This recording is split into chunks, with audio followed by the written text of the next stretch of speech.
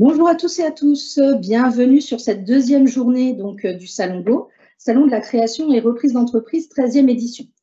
Nous allons discuter ce matin ensemble d'un sujet crucial pour toute entreprise, la construction d'un business plan.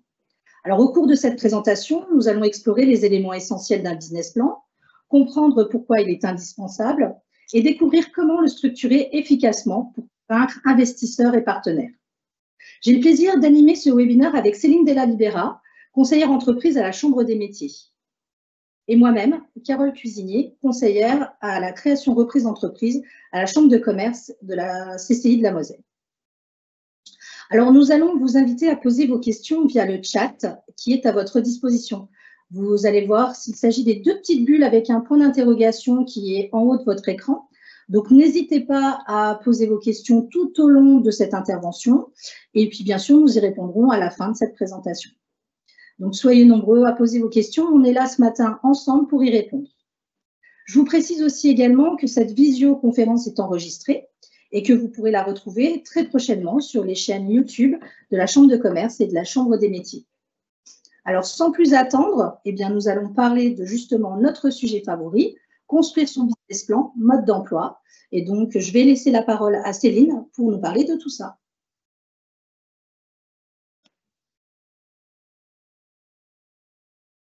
Bonjour à tous, donc Céline Della Libera, je suis conseillère en entreprise au sein de la Chambre de métiers, donc secteur Rive de Moselle, Pays Orne, et puis j'accompagne également les créateurs, les futurs créateurs d'entreprise ou repreneurs d'entreprise dans leurs projets.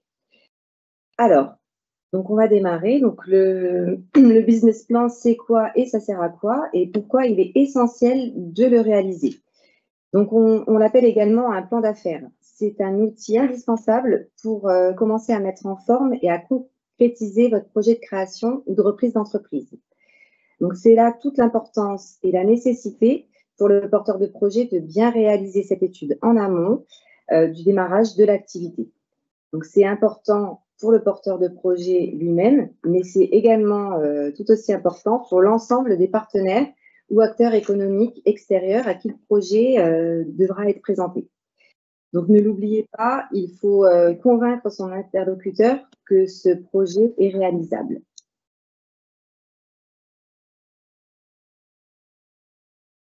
Alors, donc les bénéfices. Donc déjà, quels vont être les bénéfices de ce business plan? Tout d'abord, c'est d'avoir un outil d'analyse et de précision, de pouvoir faire un rétro-planning de votre projet et surtout de rassurer l'ensemble de vos partenaires. Donc, le business plan doit permettre de repérer les manques éventuels du projet. Il va de soi qu'il vaut mieux faire ressortir ces manques ou les faiblesses au moment d'une étude préalable plutôt que de voir l'entreprise rencontrer des difficultés dès son démarrage. Voilà à quoi doit servir notamment ce plan d'affaires.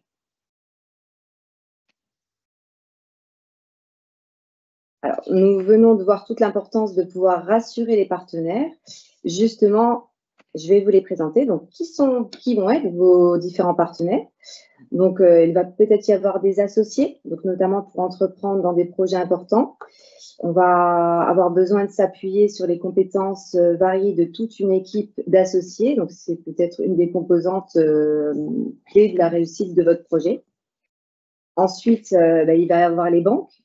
Les banques, ce sont des partenaires indispensables, notamment pour financer votre projet.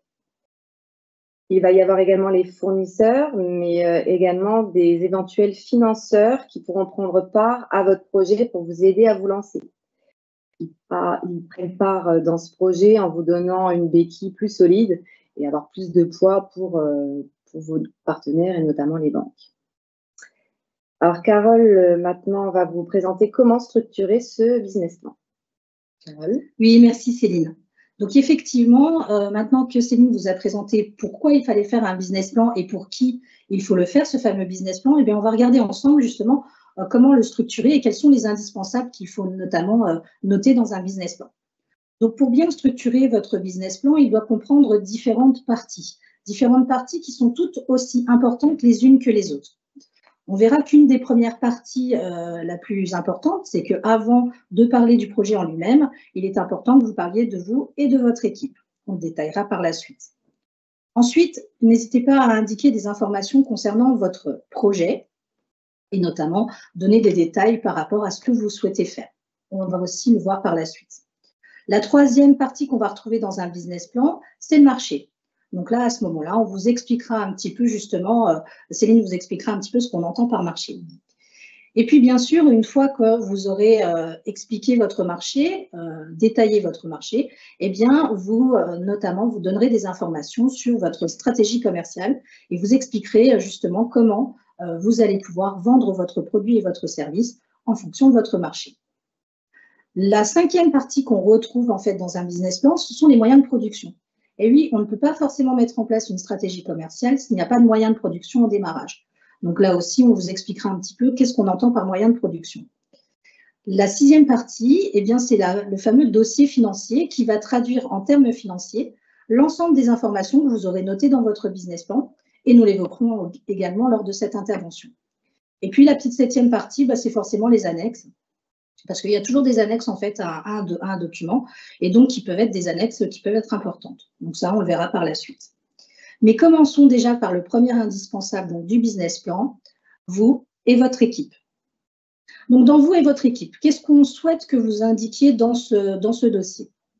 Eh bien principalement des informations vous concernant. Donc on commence par quoi? Tout simplement par votre état civil et vos coordonnées. Donc c'est important de dire qui vous êtes et où est-ce que vous habitez, etc.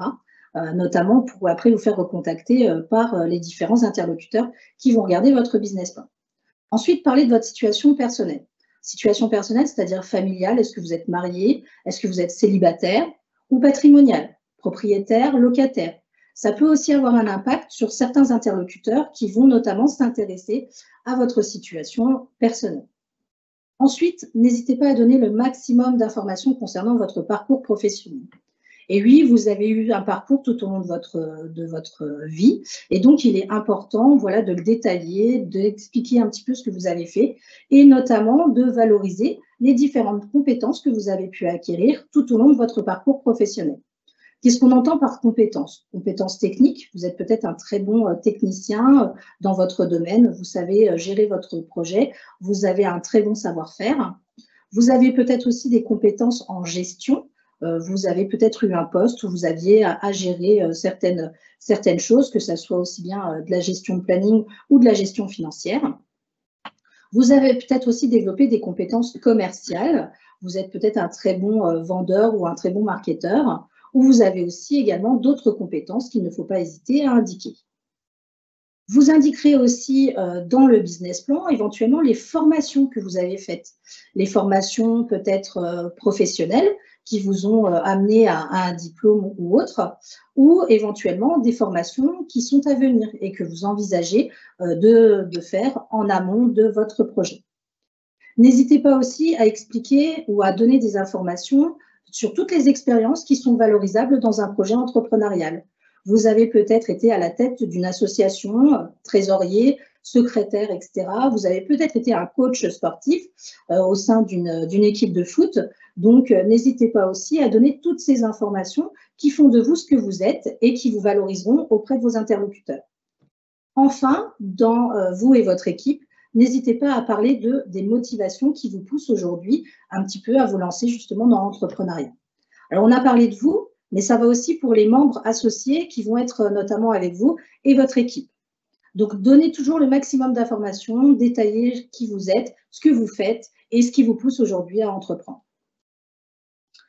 Dans un deuxième volet, vous allez donc forcément parler de votre projet.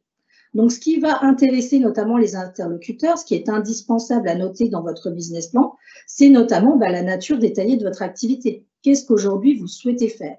Est-ce que vous allez plutôt dans un secteur d'activité commerciale?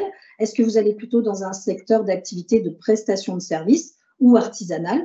Donc, n'hésitez pas à nous donner le maximum d'informations sur l'activité que vous souhaitez exercer. Si vous exercez une activité commerciale, indiquez éventuellement l'adresse où vous allez installer votre boutique. S'il s'agit d'une activité plutôt de prestation de services, n'hésitez pas à nous indiquer le siège de votre entreprise, si c'est à votre domicile ou si vous êtes au sein d'un centre de domiciliation. Indiquez-nous aussi les horaires de travail, notamment ou les horaires d'ouverture concernant votre boutique, ou tout simplement les jours travaillés si vous êtes plutôt sur une activité de prestation de service. Précisez aussi dans le business plan la date prévisionnelle d'ouverture. Elle est importante puisque c'est là-dessus que vous allez pouvoir réaliser en fait votre prévisionnel financier. Et donc, il est important voilà, déjà de vous projeter et d'indiquer à quelle date vous souhaitez commencer votre activité. Et puis, bien sûr, dans un business plan, on ne va pas parler que de l'instant T. Il y aura aussi des informations à nous donner, notamment sur les perspectives de développement que vous envisagez, la vision à long terme que vous avez de votre activité. Donc, n'hésitez pas également à nous donner le maximum d'informations. Maintenant, je vais laisser la parole à Céline qui va pouvoir nous parler un petit peu d'un autre indispensable que l'on retrouve dans le business plan, le marché. Merci, Carole. Merci, Carole. Merci, Carole. Carole vient de vous présenter l'intérêt de bien penser votre projet. Aussi, donc, pour réaliser ce business plan, il y a plusieurs éléments qu'il va falloir aller rechercher. Donc, notamment la taille du marché, donc avec des données clés du marché, le nombre d'entreprises et le chiffre d'affaires du secteur notamment. Donc, pour ce faire, vous pouvez vous appuyer de certaines sources. Donc, les centres de gestion agréés qui diffusent des ratios de nombreuses activités, les sites de sondage, donc tels que Ipsos, IFOP, il y a également Médiamétrie. La presse professionnelle, donc avec les Échos, vous pouvez retrouver aussi des éléments sur des statistiques officielles, donc comme l'INSEE, mais également vous pouvez vous appuyer sur les réseaux consulaires, donc avec les observatoires du commerce ou des études sur l'artisanat. Donc, il faut savoir que l'entreprise, elle peut évoluer sur un marché qui peut être sujet à différents types de modifications tout au long de sa vie. C'est pourquoi il y a des éléments de contexte du marché qui sont importants à prendre en considération et qu'ils soient notamment d'ordre politique, économique, social, technologique, environnemental et également réglementaire. J'aimerais juste ici ajouter une précision concernant les activités artisanales. Donc, certaines activités nécessitent soit un CAP ou 3 années d'expérience professionnelle dans le domaine. Donc, il vous faudra au préalable vérifier la possibilité d'être autorisé à démarrer une entreprise dans l'activité envisagée. Donc, si ce n'est pas le cas, vous avez également la possibilité d'embaucher une personne qualifiée. Concernant les évolutions, à titre d'exemple, durant la période Covid, les restaurateurs ont dû repenser leur façon de travailler. Donc, avant cette période, les personnes sortaient, allaient au restaurant. Ensuite, il y a eu la période de Covid avec tous les aspects politiques, économiques et sociaux. Donc, les restaurateurs ont dû développer, par exemple, la vente à emporter ou la livraison à domicile. Donc, voilà, tout ceci fait que il faut vraiment pouvoir s'adapter à son environnement et aux évolutions différentes.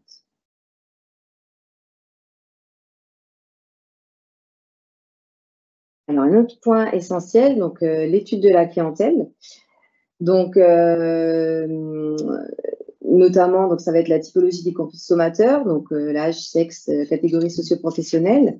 Bien analyser les besoins. Donc, est-ce que votre produit ou votre service répond à un réel besoin sur ce marché? Il va également falloir analyser les motivations et les freins à l'achat. Donc, qu'est-ce qui va faire que le client va vouloir acheter votre produit ou votre service et quels vont être les freins? Les habitudes de consommation du produit ou du service vendu. Et également, donc, les modalités d'achat. Donc, si ça va être de la vente en boutique partagée, en e-commerce, à domicile. Donc, voilà, c'est ces questions-là à vous poser. Donc, essayez, si vous le pouvez, donc réaliser un questionnaire et d'aller sonder vos futurs clients. Ça vous aidera notamment à mieux connaître vos clients et ainsi proposer une offre qui est en totale adéquation avec leurs besoins. Ensuite, donc l'analyse de la concurrence. Donc, vous pouvez très bien faire un tableau comparatif de vos concurrents. Je rappelle ici, donc, votre objectif, c'est de faire aussi bien que les concurrents, voire vous démarquer, donc, voire voilà, mieux vous positionner sur le marché. Alors, dans ce tableau, vous pouvez retrouver donc qui sont vos concurrents, quelles sont leurs zones de chalandise, quels produits, services ils proposent, quel prix ils vont pratiquer, la stratégie de communication et quelles sont les forces et les faiblesses de vos concurrents. Alors, je laisse Carole vous parler d'un autre point important qui est la stratégie commerciale. Carole. Merci Céline. Donc effectivement, comme vous l'a dit Céline, un des troisièmes volets qu'on retrouve dans le business plan, c'est effectivement la fameuse étude de marché qui se passe par l'étude de contexte, l'étude de la clientèle et bien sûr l'étude de la concurrence. Et ce qui me permet d'arriver sur la quatrième partie qu'on va retrouver donc, dans les indispensables d'un business plan, c'est-à-dire la fameuse stratégie commerciale. Alors, comme le disait Céline, effectivement, quand on va faire une étude de la concurrence, le principal, c'est d'essayer de se positionner donc par rapport à eux et notamment de se différencier. Alors, cette différenciation, elle va pouvoir se faire d'une part soit sur le produit que vous allez proposer. Donc, on va à vous de mettre en avant notamment les caractéristiques de votre produit et de votre service et d'expliquer quelle est la plus-value qu'elle peut avoir par rapport à la concurrence. Une autre façon aussi de se différencier par rapport à la concurrence, ça peut être notamment sur le prix. Et là, à ce moment-là, quel niveau, vous, de prix de votre produit ou de votre service vous allez mettre en place pour vous différencier de la concurrence. Alors, le prix peut être le même que celui de la concurrence. Ça, c'est absolument pas gênant. Peut-être que vous allez apporter derrière un service supplémentaire qui permettra éventuellement de vous différencier. Ou alors, éventuellement, le prix est plus important que celui de la concurrence et il peut se justifier notamment par rapport au produit que vous allez proposer et qui est peut-être de meilleure qualité. Ou tout simplement, encore une fois, une offre de service supplémentaire qui ferait que la valorisation du prix serait plus importante. Dans la stratégie commerciale, vous allez aussi également travailler sur votre mode de distribution. Et donc là, sur votre mode de distribution, vous l'avez vu avec Céline, notamment quand elle vous a parlé de l'étude de la clientèle, il est important de savoir de quelle manière en fait vos clients consomment. Et en fonction du mode de consommation en fait de vos clients, eh bien vous allez mettre en place vous votre mode de distribution.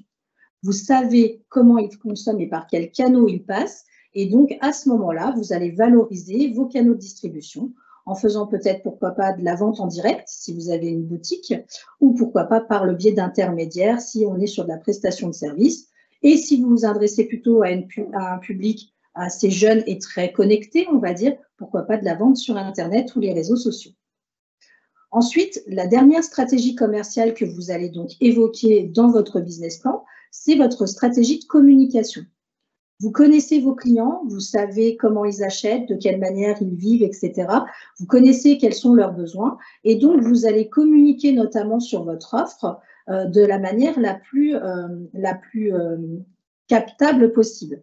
C'est-à-dire qu'il est important que vous envoyiez un message qui soit bien compris à votre clientèle et en même temps qui réponde à ses attentes.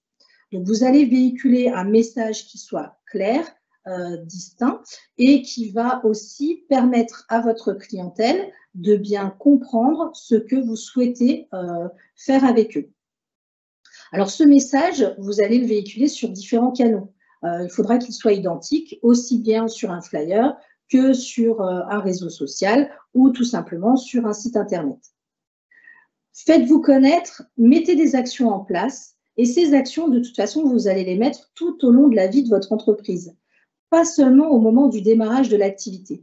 Donc, il est important que vous créez, pourquoi pas, un tableau où vous pourrez indiquer dedans les objectifs que vous vous êtes fixés, les dates butoirs des actions que vous souhaitez mettre en place et le budget que vous avez notamment alloué pour faire ces fameuses actions.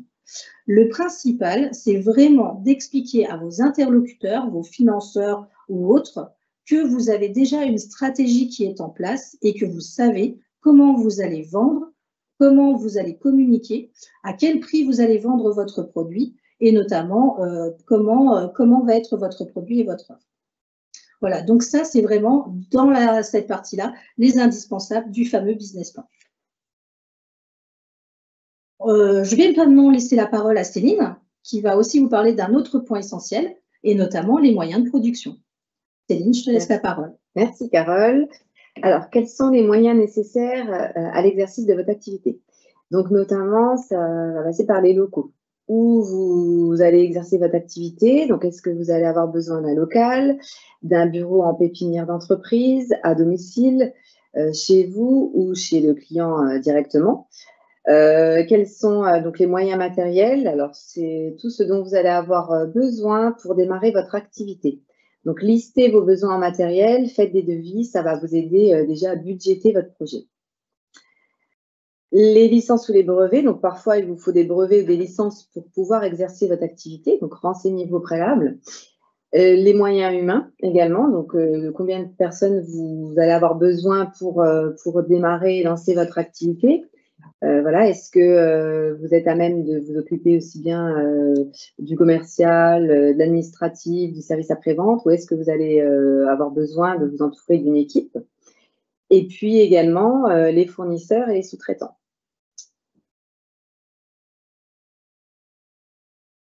Alors, votre dossier financier va découler de tout ce qui vient d'être décrit précédemment pour être suffisamment précise. Il faudra que l'étude de marché soit la plus complète possible. Cette partie-là, du coup, est très importante. Votre objectif principal est notamment de convaincre les différents investisseurs. Et pour ce faire, donc, le dossier financier doit comporter 3 outils financiers qui vont être développés par Carole dans cette prochaine partie. Carole? Effectivement, donc les fameux 3 outils financiers qui sont indispensables et qu'on va retrouver notamment dans un business plan, donc qui font partie forcément du business plan, ce sont ces fameux 3 outils qu'on appelle le plan de financement initial, le compte de résultat et le plan de trésorerie. Alors, on va les regarder ensemble un peu plus en détail.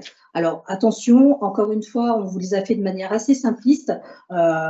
Forcément, ça sera un petit peu différent, mais c'est pour que vous compreniez bien, en fait, ce qu'on attend, en fait, de ces différents documents financiers. Donc, un des premiers documents financiers, c'est le fameux plan de financement initial. Donc, ce plan de financement initial, déjà, il est fait en hors taxe. Il va falloir que vous raisonniez un petit peu sans notion de TVA. Jusqu'à présent, on a toujours pensé au prix avec la TVA qui était incluse. Là, forcément, il faudra l'enlever.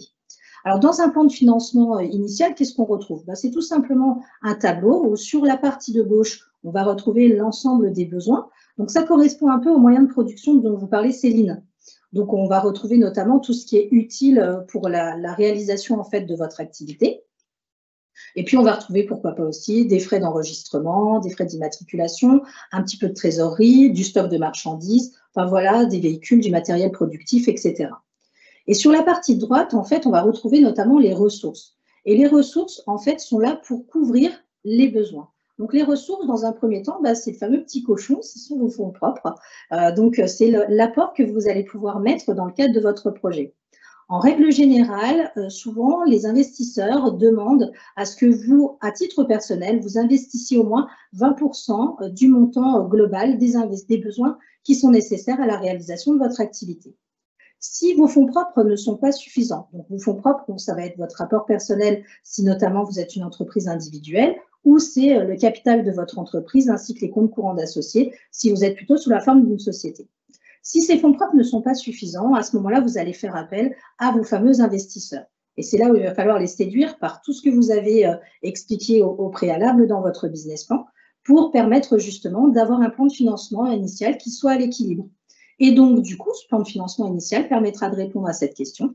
Quelle est la somme d'argent que je dois réunir pour réaliser mon projet? Le deuxième outil financier qu'il est important donc d'expliquer dans un plan de financement, dans un business plan, c'est notamment votre compte de résultat. Alors, le compte de résultat, il doit répondre à cette fameuse question, est-ce que l'activité sera rentable? Alors, on vous l'a aussi fait de façon assez simplifiée. Sur la partie de gauche, en fait, vous retrouvez toutes les rentrées d'argent annuelles que va faire l'entreprise. Donc, ces informations sont mises de façon annualisée. Et donc, ce sont notamment le chiffre d'affaires que vous allez réaliser, c'est-à-dire toute la vente des marchandises que vous allez faire, les prestations de services que vous avez faites également, ainsi notamment que toutes les commissions que vous avez pu toucher si vous êtes plutôt, donc un prestataire de services aussi également. Et ces produits donc, vont donner une certaine somme. Et de l'autre côté, sur la partie de droite, on va retrouver notamment les charges. Donc, les charges, ce sont toutes les dépenses que vous allez avoir au cours de votre exercice, donc de votre année de travail. Et donc, ça peut être notamment votre expert comptable, ça peut être l'eau, l'électricité, le loyer de votre entreprise. Ça peut être aussi les achats de marchandises que vous avez faits pour pouvoir vendre vos produits ou vos services. etc., etc. Donc, si je commence à faire toute la liste, on est là jusqu'à midi et nous n'avons que jusqu'à 9h45 pour vous parler. Donc, voilà, l'ensemble de ces charges donc, va être déduite de l'ensemble de ces produits. Et si on se retrouve en fait avec un résultat qui est positif, on pourra tout simplement dire que l'activité est rentable. Le troisième outil financier, eh bien, c'est le fameux plan de trésorerie. Alors, à la différence de ces deux autres outils que je vous ai présentés, un plan de trésorerie, il est TTC, puisque là, on va tenir compte justement de la TVA. Et vous allez voir qu'un plan de trésorerie, il est assez simple. En fait, c'est un petit peu ce que vous tenez en règle générale dans votre budget. Tous les mois, vous regardez un petit peu ce qui reste sur le compte. Et bien là, c'est exactement la même chose. Tous les mois, on va vérifier ce qui reste sur le compte de l'entreprise. Et pour le vérifier, eh bien, il va falloir tenir compte des encaissements que vous avez faits sur le mois et des décaissements que vous avez faits sur le mois. Cela va donner un solde. Ce solde de trésorerie, ben, on le reporte sur le mois suivant et on recommence la même opération. Encaissement moins décaissement qui donne un solde et on reporte, etc., etc. En gros, un plan de trésorerie, c'est un petit peu comme un électrocardiogramme. Et ça, le banquier, il aime bien parce qu'il a besoin de savoir un petit peu comment est la trésorerie de l'entreprise. Et donc, ça peut fluctuer. Donc, il y a des fois où la trésorerie est moins importante et il y a des fois où elle est plus importante. Mais en tout cas, elle vous permet de répondre à cette question. Est-ce que vous allez pouvoir rembourser notamment tous les emprunts et les autres échéances que vous avez? Voilà pour cette fameuse partie. Et donc, on va arriver ensuite à la 7e partie que l'on retrouve dans un business plan. Et dans le fameux business plan, on retrouve ces fameuses annexes. Alors, un business plan, faut savoir que c'est quand même un document qui est assez long. Alors, attention, ce n'est pas une thèse, hein, on ne vous demande pas non plus de faire 120 pages. Par contre, dans un business plan, il ne faut pas non plus trop en mettre. Il faut quand même que les informations que vous donniez, elles soient importantes. Donc, du coup, vous pouvez annexer d'autres documents que vous jugez nécessaires et supplémentaires pour appuyer justement ce fameux business plan. Ça peut être notamment le CV des membres des équipes clés qui peut donner un peu plus d'informations en plus de la présentation que vous avez fait dans le business plan. Mais ça peut être aussi, comme le disait Céline, quand vous avez fait votre étude de marché, bah, notamment, pourquoi pas, des études, des sondages, des enquêtes que vous avez fait de façon détaillée et qui sont explicitées et que vous pouvez annexer à votre business plan. Enfin, ça peut être aussi notamment des contrats que vous avez déjà en amont, qui sont pré-signés, on va dire, avant que vous ouvriez votre entreprise, ou des accords importants dans le cadre de votre activité. Bref, toutes ces annexes, en fait, elles sont là vraiment pour compléter le plan d'affaires que vous aurez réalisé.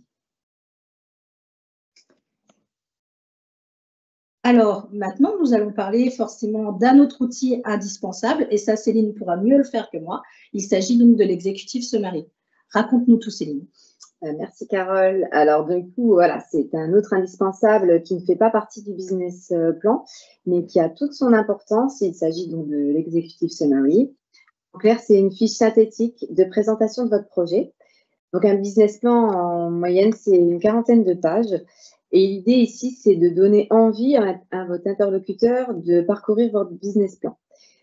Donc, dans ce résumé, en fait, vous pouvez retrouver la présentation synthétique et vendeuse de votre projet. En clair, il faut que ça tienne environ 1 ou 2 pages.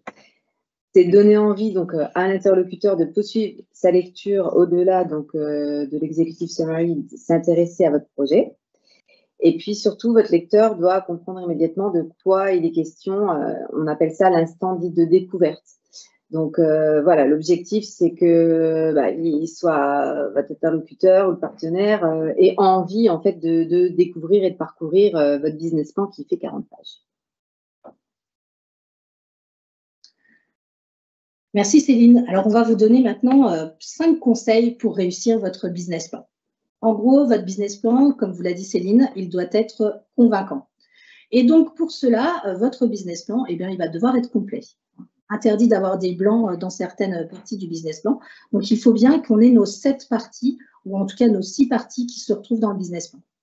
Ensuite, il doit être précis. Pas d'informations faites au doigt mouillé, quoi, hein. Vraiment des informations concrètes avec des sources qui nous expliquent un petit peu comment est constituée voilà, les informations au sein de votre business plan. Il doit être aussi concis, clair et enfin vendeur. Donc vendeur, pourquoi? Comme on vous l'a dit au départ, vous le faites pour qui au final votre business plan? Eh bien, pour vos associés, pour vos financeurs, pour d'autres investisseurs. Et donc, du coup, il doit séduire. Votre business plan est un outil de communication. C'est votre outil de travail, il vous permet de structurer votre idée, ça c'est clair, mais en même temps, c'est un outil qui est aussi un outil de communication. Donc, n'hésitez pas, voilà, à ce qu'il soit et qu'il réponde en fait à ces 5 conseils complets, précis, concis, clairs et bien sûr, vendeurs. Alors maintenant, nous allons un petit peu aussi vous expliquer qui peut vous accompagner dans la réalisation d'un business plan. Vous pouvez bien sûr, si vous le souhaitez, être accompagné par des experts de la création d'entreprise. Alors, si on est plutôt dans des activités à caractère innovant, n'hésitez pas à faire appel à des incubateurs ou à des accélérateurs. En Moselle, vous pouvez retrouver notamment des incubateurs comme The Pool, par exemple, qui peut, pourquoi pas, vous accompagner si vous avez envie de monter une start-up ou tout simplement un projet vraiment à caractère innovant. Les experts comptables, qui sont également vos partenaires dans la réalisation de votre business plan, et notamment plus sur la partie, on va dire, financière. Et ça peut être aussi des avocats d'affaires, notamment s'il y a besoin de rédiger certaines parties qui peuvent être indispensables dans le cadre de votre business plan. Et puis, bien sûr, autres experts qui peuvent vous accompagner, forcément, les consulaires. Et ça, forcément, Céline et moi, on va pouvoir vous le dire. Tout simplement, la chambre de commerce et la chambre de métier sont là aussi également pour vous accompagner. En préambule, quand on s'est présenté, Céline et moi, on vous a bien précisé qu'on était des conseillers en création et reprise d'entreprise sur le secteur de la Moselle. Donc, je vais déjà commencer par moi. Au niveau de la chambre de commerce, nous avons différents conseillers qui sont là pour vous écouter, entendre ce que vous avez à dire sur votre projet et vous accompagner dans votre démarche entrepreneuriale. Et ça passe justement par la réalisation avec vous, l'accompagnement à la réalisation de votre fameux plan d'affaires. La chambre des métiers aussi également, Céline? Oui, donc la chambre des métiers est également présente pour vous accompagner dans vos projets de création de reprise d'entreprise. Il faut savoir qu'il y a un dispositif qui a été mis en place par la région Grand Est pour vous aider, vous accompagner dans la réalisation de ce projet. Donc, notamment avec une prise en charge à 100% via l'échec créa.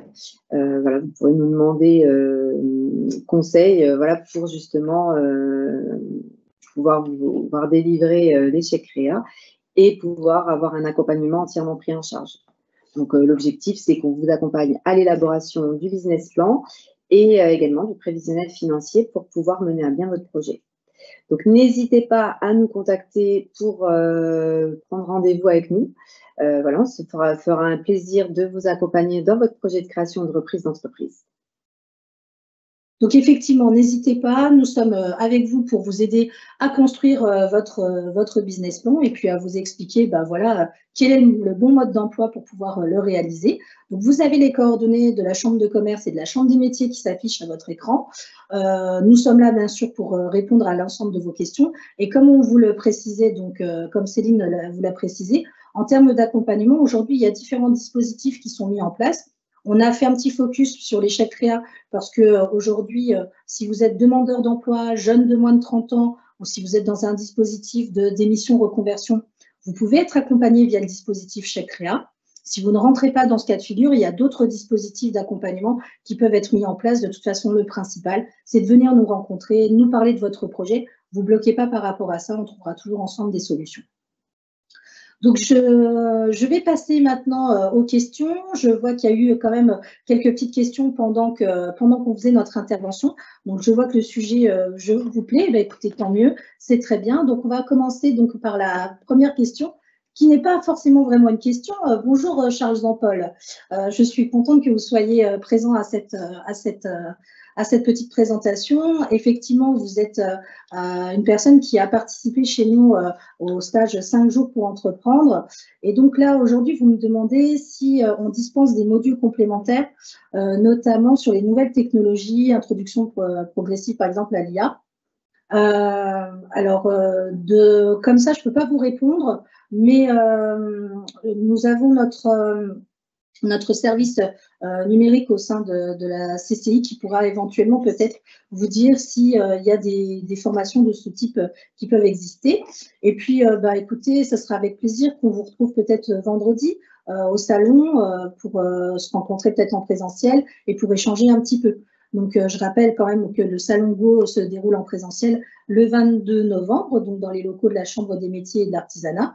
Et donc, on vous invite forcément à être nombreux et de venir nous rencontrer en face à face. Ève nous dit bonjour et nous pose une petite question. Alors, elle demande à quel type d'intermédiaire on pensait notamment et si lesquels on préconisait pour la distribution de services. Alors là, vous parlez d'un projet d'entreprise de conseil ou de support en gestion ou d'organisation et d'administration. Donc, c'est, je pense que… c'est quand on parlait effectivement des modes de distribution et qu'on disait qu'éventuellement, on pouvait passer par des intermédiaires. Alors, quand je parle d'intermédiaires, je pense pourquoi pas par des agents commerciaux. Éventuellement, quand vous avez envie de vendre un produit ou un service, vous pouvez très bien faire la vente en direct ou passer pourquoi pas par des intermédiaires donc, qui peuvent être des agents commerciaux ou par des distributeurs. Je pense notamment, par exemple, à des boutiques qui pourraient, pourquoi pas, le vendre pour vous. Est-ce que c'est ça éventuellement que vous envisagez? Là, parce que quand vous parlez de projet d'une entreprise de conseil en support ou gestion, organisation et administration, ça va être plutôt un partenaire qui va vous aider peut-être dans la vente de votre produit. Mais dans la chaîne de distribution, on parle soit de distribution en direct, soit de distribution par le biais d'un intermédiaire. Et donc là, à ce moment-là, on passe par un intervenant qui va pour vous vendre le produit ou le service que vous envisagez. J'espère, Ève, que j'ai répondu à votre question. On a une question de Marjorie. Et écoute, Céline, Marjorie nous demande, un client peut-il nous demander notre business plan?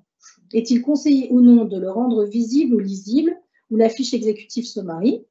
À qui doit-on le communiquer et comment le conserver? Il y a beaucoup de questions de Marjorie. Ouais. On va peut-être commencer donc par la première. Un client peut-il nous demander un business plan? Alors, en général, c'est essentiellement, comme on l'a vu dans le déroulé de cette visioconférence, on va dire, c'est plus vos partenaires.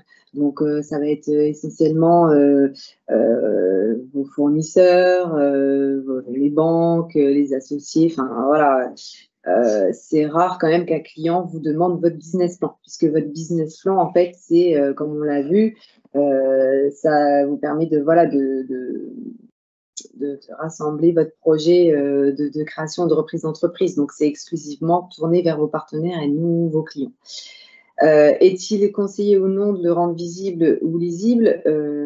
Oui, alors, au même titre, c'est vraiment, ça va être lié vraiment à vos partenaires et comment convaincre les différents investisseurs, banques, financiers. Voilà, donc ça va être, oui, vous pouvez, on peut vous le demander, même notamment pour des prêts d'honneur, des choses comme ça, où vous allez devoir le rendre disponible et lisible. Pareil, la fiche executive summary, ça va être essentiellement de pouvoir convaincre vos interlocuteurs. Donc, et là, on parle vraiment pas de clients. Voilà, c'est pas le but et l'objectif. Et puis, j'ai répondu à cette dernière question. Donc, à qui doit-on le communiquer et comment le conserver? Le communiquer, ça va être vraiment à l'ensemble de vos partenaires et financeurs. Voilà, Marjorie, j'espère que j'ai également répondu à votre question. Alors, Marjorie nous demande aussi comment cibler plus précisément une étude de marché dans le domaine du consulting. Alors, à la différence des activités de commerce, une activité de consulting, ça reste quand même une activité de prestation de service. Et donc, du consulting, la première question qu'on doit se poser, c'est à qui s'adresse en fait cette offre que vous allez faire.